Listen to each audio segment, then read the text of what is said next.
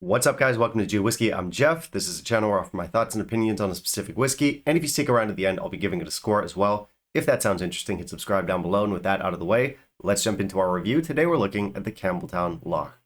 Stick around.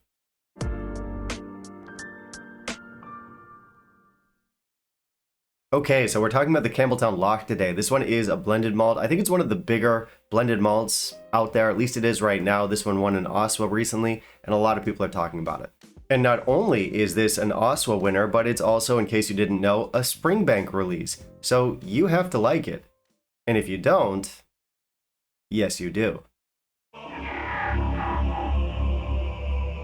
Now, I believe this one used to be a blend in the sense that it incorporated grain whiskey into the mix. Nowadays, it's entirely made of blended malts. And it also used to come in at 40%. Since then, they've upped it a little bit. It's now craft presented, and it comes in at 46. So that was nice. According to the website, this is matured in a combination of bourbon and sherry casks, and it's meant to incorporate all 5 whiskeys from the Campbeltown region. So that would be all 3 Springbanks, which is Springbank, Longrow, Hazelburn. You also have Glen Scotia in there, and you have Kilkerran or Glengyle. So that's quite a pedigree. Now, depending on your market, this should be easier to get than Springbank, like normal Springbanks. They're single malt releases. So it is nice to have a Springbank that we don't have to trade our firstborn child to procure. Which begs the question, why? Why are we all trading in our firstborn children? What is Springbank doing with all these babies? Oh, right. Yeah. Malting floor babies. Anyway, one thing of note about this stuff is that it is quite batchy. I couldn't actually find a bottle of this stuff here in Taiwan, so I ended up asking a buddy of mine, a viewer, to bring a bottle over from the United States. So thank you very much, Tim, for doing that. And then he bought his own bottle at a later date, and he sent me a picture of his bottle, and pretty different. Mine is from July of 2022. His is from November of 2022, and it is substantially darker.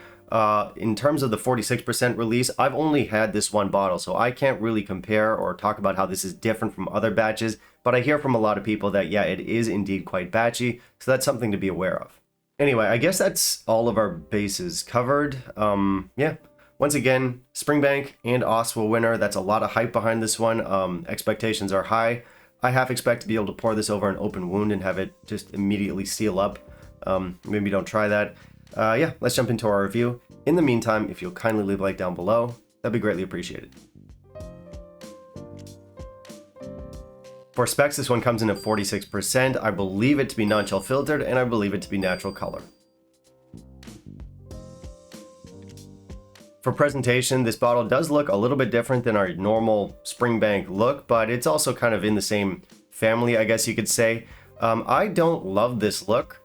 Although the psychology is kind of interesting here. Like when I see a Springbank bottle, I don't know, just because the brand is so coveted, somehow that like stirs something deep inside me, and I think, oh wow, okay, I gotta get this, or I gotta look at this, or check it out. But no, the look itself is not something I love. I think it's pretty average for this. I'll give it 2.5 out of 5. This does not say non-chill filtered. It does not say natural color anywhere on the bottle, at least not that I can find. And that's weird. I always find that so weird because this is, you know, we've got the good specs, non-chill filter, natural color. It's got those things, and then it doesn't want to tell us about it. It's not there on the label for us to read. That's important for a lot of people out there, and always odd when I find a brand that doesn't share that information. So, yeah, bottle look is average, and our information could be better. So I did not add any water here. Right away on the nose, I get plenty of ginger, and I get plenty of citrus. It's a spicy ginger. I get lots of like lemon zest, lemon lime. Beneath that, there's a fair amount of tropical fruits, so definitely some star fruit in there, maybe some guava. The website tells us to look out for butter and pecan pie, and yeah, there is some of that in here. There's also toffee, there's red apples, there's some mustard seed in here. In terms of peat, I don't get much on the nose. It's more hinted at than in your face. On the palate and finish, we are started off with a pretty nice texture. It's very full, it's mouth coating. Immediately, this is a lot bigger and more expressive than what we got on the nose. I get stuff like butter, once again with that spicy ginger. I get a good dose of sea salt, lemon meringue pie, there's caramel. We're left lingering on fruit, ginger, and white pepper. Okay, so I think this is really solid stuff. I think it's got a lot going for it. It would not have been my pick for the OSWAs this year. I probably would have gone with Compass Box Orchard House, but this is really good blended malt, and it does give us the Campbeltown character that we're looking for. Now, of course, this is not as good as a full-blown Springbank. It's not as good as the Springbank single malt stuff. Obviously, this is a blended malt. It's much more available, and it's much cheaper. So if you were expecting something on that level, why? What I like in this is what I like in Springbank, and we could even take that a little bit bigger and say what I like in Campbeltown whiskeys in general. If you watch me and you watch the channel, then you know that I'm a huge sucker for coastal whiskeys. So, you know, salty whiskeys with that savory maritime kick. I'm a huge fan of those. We do get that in here, and that's a big part of why I like it. Another thing I like here is the peat. I'm not sure if I put it in the tasting notes, but we do get little hints of peat on the palate and finish, not so much on the nose. And I like that. I love peat in pretty much any form. I love it as, you know, some cast strength belter from Islay. That's great. But I also like peat as a much more toned down element. That's the way it works here, and I like it. As far as criticism or constructive criticism, I don't really have any issues with this whiskey. But I do want to go over a couple issues I have with this whiskey. But they're minor. First and foremost, this whiskey is a little bit sharp. It's definitely got some like younger, spicier elements. And, you know, young and spicy, that might be something you're looking for in your next girlfriend, but it might not be what you're looking for in your next whiskey. Personally, I don't have a problem with it, but it is something to be aware of. I mentioned earlier that there are different batches. I think some of the more sherried batches might have that rounded out a little bit, but my batch, which I feel is not particularly sherried comparatively, it's a thing. Also, if you're the type of person that values the nose on a whiskey above all else, well, first off, you're weird. But also, you might not love this one if you're looking for a more expressive nose, because that's not really this. By no means is this a bad nose. It just feels a lot more restrained than the rest of the experience. Like, once this gets in your mouth, it gets so much bigger.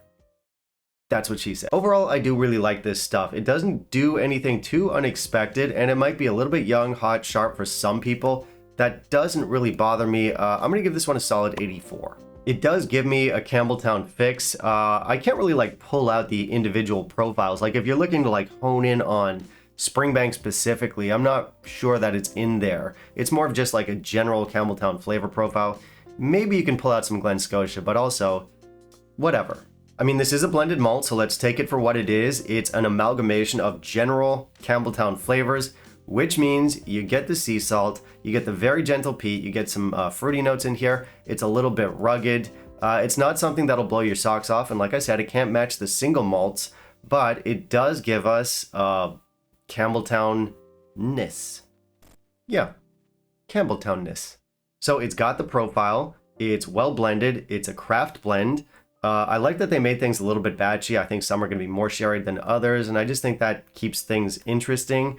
Overall, I think it's a good whiskey. Now let's talk about price. So I think this gives you excellent value in most markets, certainly in the EU and in the UK. I think I overpaid.